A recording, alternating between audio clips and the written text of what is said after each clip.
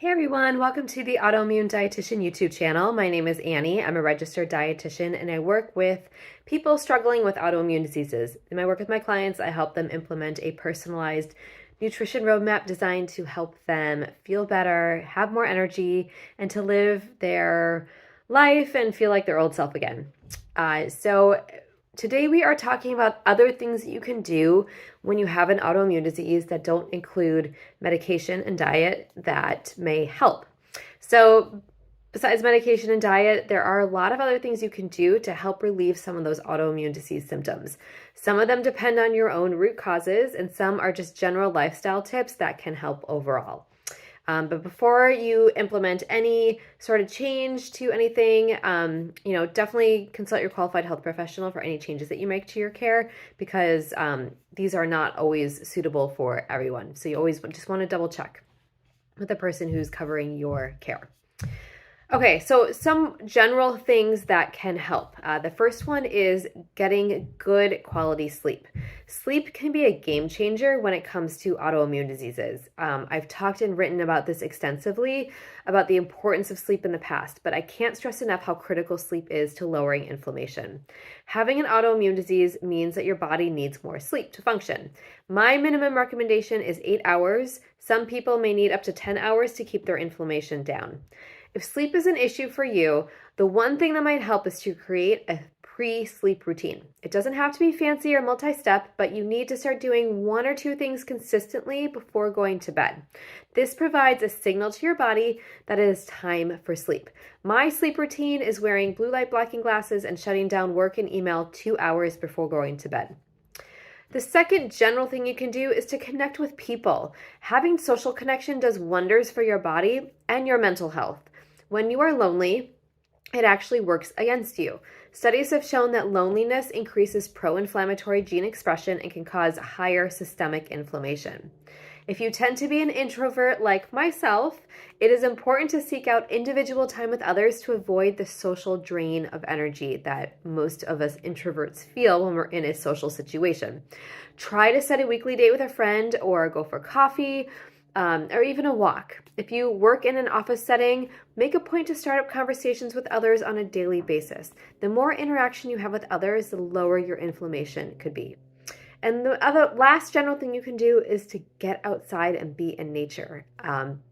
Spending time among the trees, among the grass, the leaves, really helps to control inflammation too. It lowers your stress levels, it helps you feel more grounded and centered, and it's just a great way to, breathe in some fresh air and take in all the wonderful things that this world has to offer. So that is my last kind of general tip for you, to get outside and try to do that, if you can't every day, at least every other day. Just 10 minutes in nature can do wonders for yourself. All right, now moving on to some specific things that you can do. So one specific trigger for a lot of people is stress. I should put this in the main category because I feel like most people who I speak to who have an autoimmune disease tell me that stress is a major flare trigger for them, but some people are much better at managing their stress than others. So I will leave it into the more specific category. If you are not one of those people like me, stress is a big challenge. I'm still working on this personally. I'm good with normal day-to-day stress, but when it comes to things becoming very overwhelming, I don't handle it as well. Stress is also one of those things that takes a lot of trial and error to figure out what helps you. So here are some ideas to play around with. The first one is meditation. There is a ton of research about the benefits of meditation. Some people have a hard time with this though, because it can be really hard to keep your mind quiet, especially if you're a go-getter or you just have a lot of stuff on your mind. But most meditation practices acknowledge this, and when you feel like your mind is drifting, you need to bring it back into focus. This happens a lot when I meditate, and I do find that meditation really helps to recenter me and lower my stress. So don't use the fact that you can't keep your mind quiet as an excuse to not try to meditate. There's lots of great apps out there. There's lots of classes you can try. So give it a whirl and see how it goes. The second thing is body work. So whether it's massage, acupuncture, somatic therapy, or Reiki, body work can really help to lower stress signals in the body.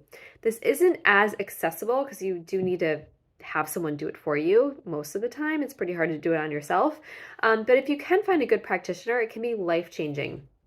I personally use a variety of body work modalities to help me manage my stress levels. And then the last one I'll mention is heart math. So heart math is a type of meditation that works on regulating your heart rate variability, or HRV.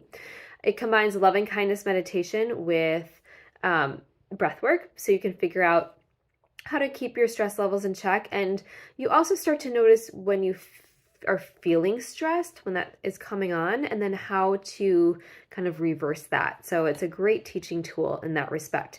I've used it in the past and have been meaning to honestly get back into it because I found it really helpful. The bonus with this method is that you only need about 6 minutes a few times a day to see the benefits. Okay, the last trigger, more specifically, I'm going to talk about is trauma. So unfortunately, many people with autoimmune disease have suffered with past trauma. It might be, unknown, forgotten, or maybe not even recognized as trauma, but whatever negatively affected you in your childhood, adolescence, or adulthood, it could still be festering inside and causing all sorts of harm. Trauma is a real important one to address, and a lot of people are afraid to do this because, quite frankly, it's hard. Facing your demons, your past, the uncomfortableness of experiences is not easy. But in order for your body to truly heal, it needs to be done.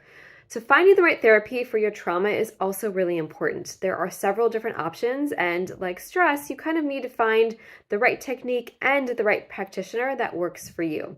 So here are some options to explore that are a little bit off the beaten path. EMDR. So EMDR stands for eye movement desensitization and reprocessing. It's a form of psychotherapy where you focus on the trauma memory while being stimulated bilaterally. The goal is to change the way this memory is stored in your brain to reduce the symptoms that come from that traumatic experience. I've personally done this. I found it extremely helpful for me. Internal family systems, or IFS. This type of therapy helps people figure out and connect to their self and then identify their parts where the trauma is carried. It's something I haven't tried yet, but I'm very interested in doing that at some point. I think it's a really interesting kind of way to look at trauma and how to understand your own self and how you react to things. And then lastly, the one that's commonly used is cognitive behavioral therapy, or CBT. CBT looks at a person's underlying beliefs that trigger the inability to function and respond appropriately. People learn how to identify, assess and change negative perceptions and actions. So there are a lot of different options to explore here. We talked about sleep, we talked about social connection, getting outside, stress management, and then addressing your trauma. So for those of you who would like more help managing your autoimmune disease or inflammation, I would love to chat with you. I offer free 15-minute discovery calls to learn about your goals. So you can go to my website, AnnieRubin.com, to schedule that free call. While you're there, I have a bunch of downloadable free materials. My favorite one right now is the Simple Guide to Detox. This guide covers all the basics about starting a detox plan, what your foods to focus on, and what lifestyle tips you can implement to support your body's natural detox process. And then lastly, you can sign up for my weekly newsletter.